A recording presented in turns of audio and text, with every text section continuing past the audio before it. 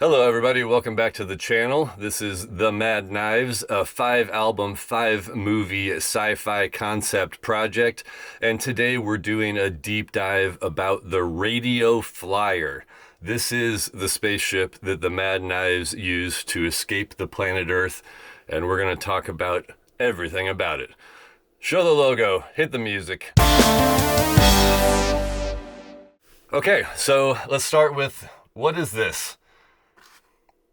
The Radio Flier is one of 5 different types of spaceships that will be a part of the story here. One of 5 ships, and the Radio Flier is the mechanic ship. So within the Mad Knives there are 5 characters. One of the characters is the mechanic. This is the mechanic's ship. There are other types of ships in this story. There will also be a hospital ship, a farm ship, a school/recreation ship, and a passenger/family ship. That's hard to say. So 5 different types of ships. Much like everything else in this project, the number 5 is a huge underlying concept. And one of the things to remember about these spaceships, all of them, not just specifically the Radio Flier, is that these are built under a really big time crunch as the incoming rogue planet is about to collide with Earth. And as a result, these are meant to be all very functional, not necessarily super beautiful, and made from the materials that are local and readily available. So keep that in mind as we go over all of this, how they look. The first part I want to talk about is the exterior, and I'm going to show you some pictures and images that I've made and found to go over what the exterior of this ship looks like. So these first handful are from some designs I made in Blender software. The file on the computer is telling me that I did this in 2021. So these are 5 years old already. And I'll start showing you these as we talk about them. The thing to note about the exterior of the ship, it's orange. That's actually one of the biggest things to note about the Radio Flier, because everything, oh, that's not how you spell orange. Everything in the Mad Knives universe is color-coded. The spaceship is orange. And one thing you'll notice when you look at these pictures is that everything is pentagonal. Everything is a pentagon. It's all 5-sided. So the windows on the front of the ship are 5-sided. The dock doors on the side of the ship are 5-sided. The windows on the side of the ship are 5-sided. There are 5 engines on the back, and each of the engines has a 5-sided like thruster cone. So everything is 5s. That's more fascinating grammar. You can see on the side view of the ship, there are these 2 bigger gray doors. Those are dock doors for the other 4 types of ships. So there's 2 doors on each side. And the plan is, once everybody gets into outer space, the 4 other ships dock with a mechanic type of ship, and that creates a community of people and a community of ships which provide all of the infrastructure that's needed to live in outer space. So these Blender images are really kind of slick and cool, and maybe a little more sleek looking than the thing will look in the actual final product, because nothing about these Blender images shows anything about the style, like we were talking about in the previous video, the art style and how everything will be made to sort of look like 70s semi-trucks and stuff. You're not seeing that in these images. This is just an outline. You can even see the wings on this thing are 5-sided. I really went crazy about the 5-side thing. So on the exterior, it's orange, and everything is pentagonal. Everything is 5-sided. So for the interior, the first thing we're going to talk about is the functional aspects of it, and I actually have kind of a floor plan of what I think the interior should look like. So I'm going to show you some images of these floor plans. You can see in the front here, is the cockpit. And there are 5 seats in the cockpit. There's the 2 seats in front, which will be the pilot and the co-pilot. There are just behind them this row of seats, and in the row behind them, there's one section behind the pilot that's got 2 seats, and that's where the romantics will sit, the doctor and the farmer. And then there's one seat by itself with sort of a little table panel next to it, and that would be the seat for the mechanic. Just behind that, there's a little wall that separates the cockpit from the rest of the ship. And behind that wall, you can see on one side, there is a control desk with a little chair by it. And it's got sort of a lot of looks like mixers and turntables and stuff on top of it. That is where the co-pilot will sit when they are doing radio transmissions. And that also sort of functions as the recording studio / keyboard station within the Radio Flier for when the Mad Knives make music. Across from that, behind the romantics seats in the cockpit, there is a medical bed. So this is like the emergency medical area, because one of the other ships is a hospital, so there will be a whole hospital ship attached to this once everybody reunites in outer space. But each ship has one medical bed for emergencies, and that's what that is, a medical bed with a little bit of medical equipment at the head of the bed.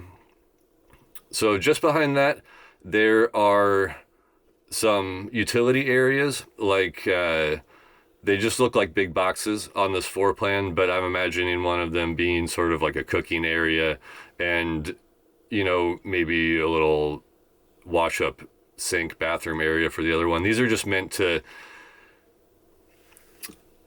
be things needed for everyday living, and they're also meant to be sort of undefined, like little mystery boxes. I'm hoping that as things happen in the movies, we can make little compartments pop out of these to do sort of whatever needs to be done. So those are like utility areas, and they're meant to be a little bit mysterious, not totally defined.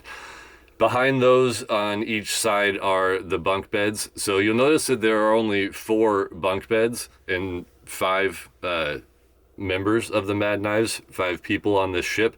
So the reason for that is that when things are going fine and there's no troubles, the hospital bed is actually just somebody's bed, because there's not a lot of space and things have to be dual use.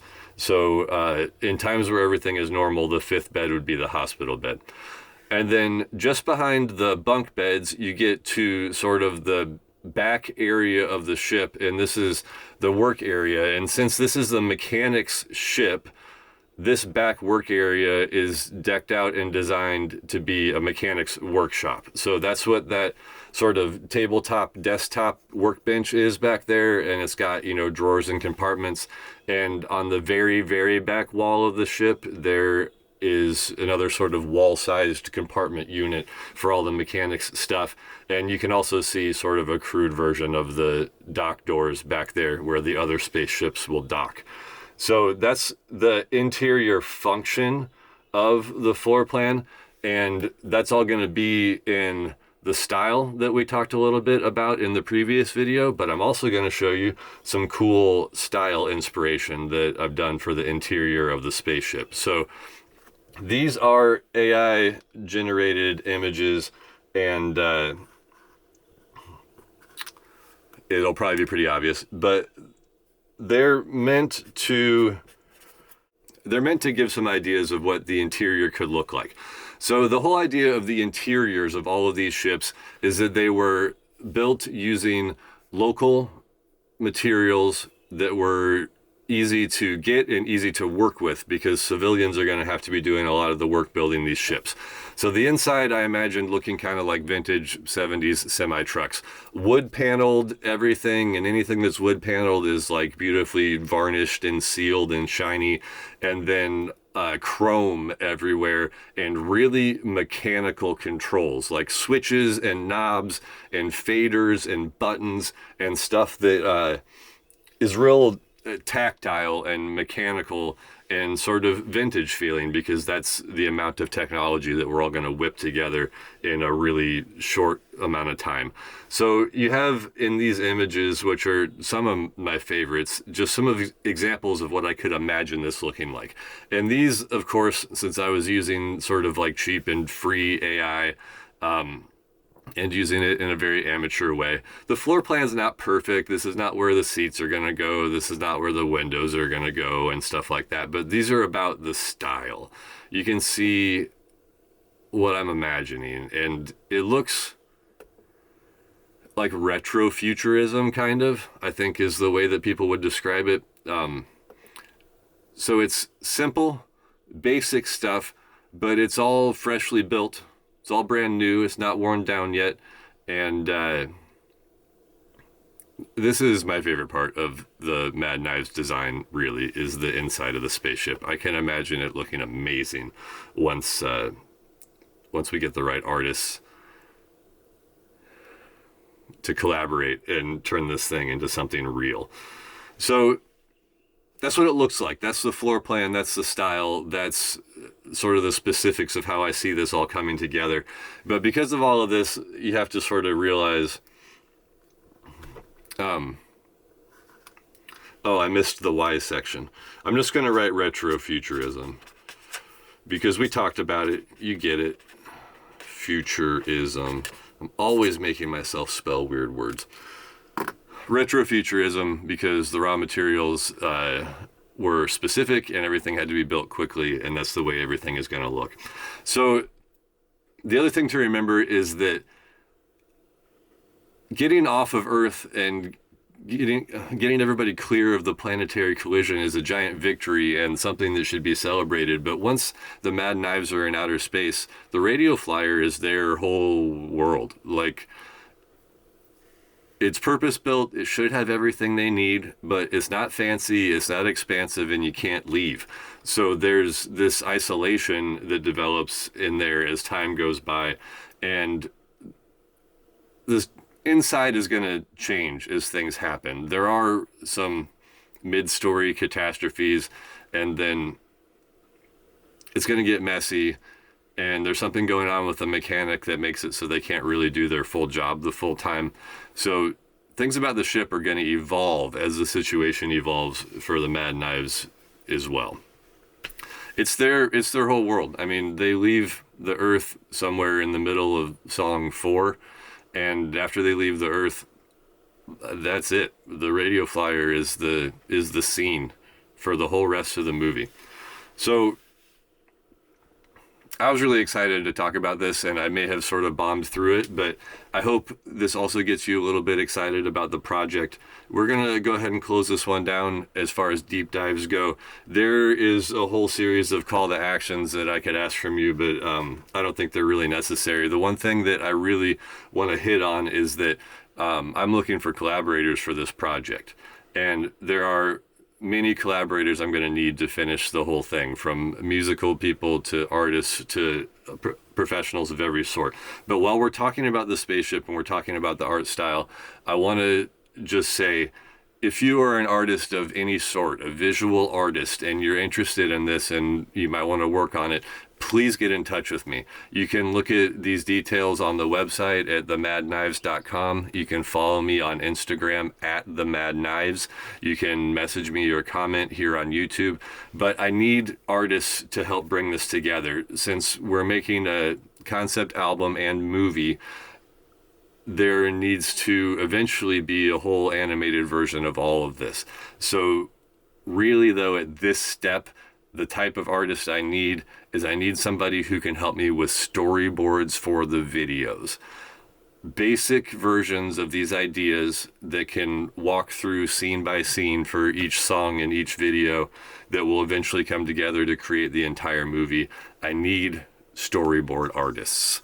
So if you're a storyboard artist, get at me. If you're otherwise interested, there's lots of other videos.